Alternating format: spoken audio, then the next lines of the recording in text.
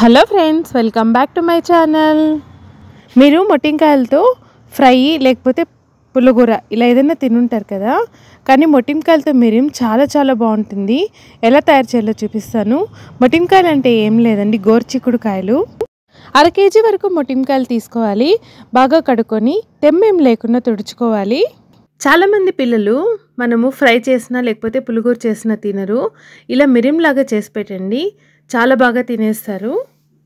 మనం తీసుకున్న 1/2 కిలో మొట్టింకాయలకు 3 ఎర్రగడ్డలు, 4 నుంచి 5 వరకు పచ్చిమిర్చి తీసుకోవాలి. పచ్చిమిర్చి అనేది మనం కారం తగినట్లు తీసుకోవాలి. మొట్టింకాయల్ని కొనలు గిల్లుకొని చిన్న చిన్న ముక్కలుగా కట్ చేసుకోవాలి. మనము తాలింపుకు తుంచుకునే కంటే ఇంకా కొంచెం చిన్న ముక్కలుగానే తుంచుకోవాలి. చూడండి, ఇక్కడ చూపిస్తున్న సైజ్ అయితే కరెక్ట్గా సరిపోతుంది. ఇలాగే అన్నిటినీ కట్ చేసుకొని పక్కన పెట్టుకోవాలి. వీటిని మనము మిక్సీలో గ్రైండ్ చేసుకుంటాం కాబట్టి ఎంత వీలైతే అంత చిన్నగా కట్ చేసుకోవాలి. ఇలా అన్నిటినీ కట్ చేసుకున్నాక మిక్సీ జార్ తీసుకొని అన్నిటినీ ఒక మిక్సీ జార్లోకి వేసుకోవాలి. మనము వీటిని ఉడకపెట్టుకోకూడదు, ఇలా పచ్చిగానే మిక్సీ జార్లోకి వేసుకోవాలి. దీన్ని మెత్తటి పేస్ట్ లాగా కాకుండా కొంచెం బరకగా మనం గ్రైండ్ చేసుకోవాలి. నీళ్ళు ఒక చుక్క కూడా వేయకూడదు, నీళ్ళు ఏం లేకున్నా అలాగే గ్రైండ్ చేసుకోవాలి. చూడండి, ఇలాగా మనకు బరకగా గ్రైండ్ చేసుకోవాలి. ఇలా అంతా గ్రైండ్ చేసుకున్నాక ఒక గిన్నెలోకి ఈ మిశ్రమాన్ని తీసుకోవాలి. తీసుకున్నాక చిన్న చిన్న ఉండలుగా చేసుకొని ఇలా చేతిలోకి తీసుకొని అందులో ఉన్న నీళ్ళన్నీ ఇలా ఒత్తేయాలి. అసలు నీళ్ళు అనేదే ఉండకూడదు, అదంతా పసురు. ఆ పసురంతా ఏమీ లేకుండా ఇలా బాగా చేత్తోనే ఇలా ఒత్తేసుకోవాలి. చూడండి, ఇలా పొడి పొడిగా వచ్చేసేయాలి. మనకు అంతవరకు చేత్తోనే బాగా ఒత్తుకోవాలి.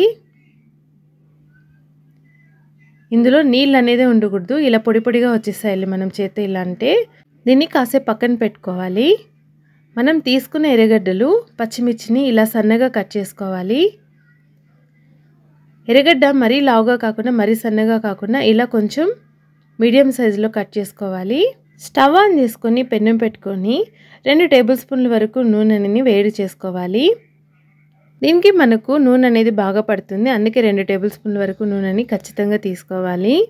మనకు ఈ మొట్టింకాయ అనేది పచ్చివాసన పోయే వరకు బాగా వేగాలి కాబట్టి నూనెని కొద్దిగా ఎక్కువే తీసుకోవాలి.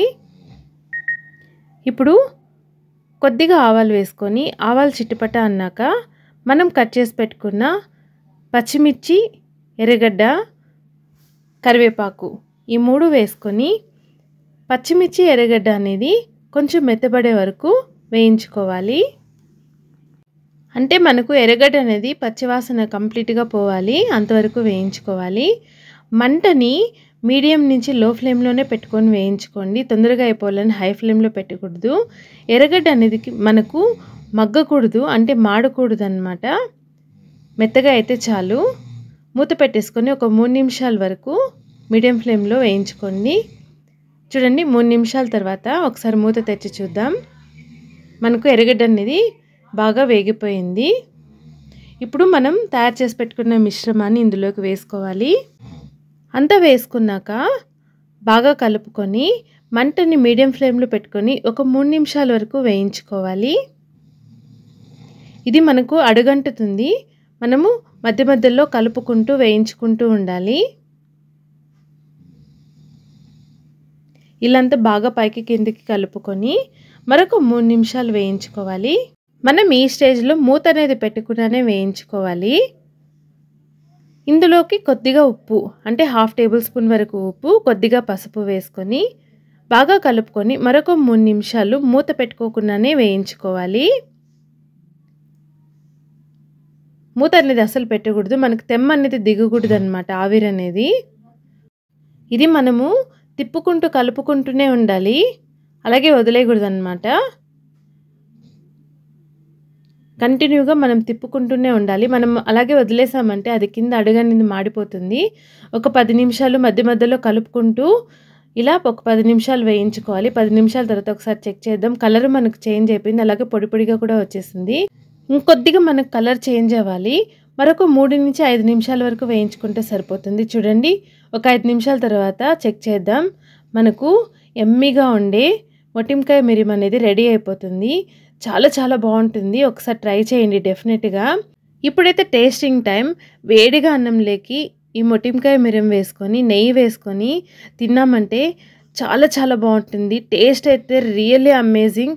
డెఫినెట్గా ట్రై చేయండి. ఇది ఒక డిఫరెంట్ రెసిపీ. చాలా చాలా బాగుంటుంది. నేను చెప్పడం కంటే మీరు చేసుకొని తింటేనే మీకు తెలుస్తుంది.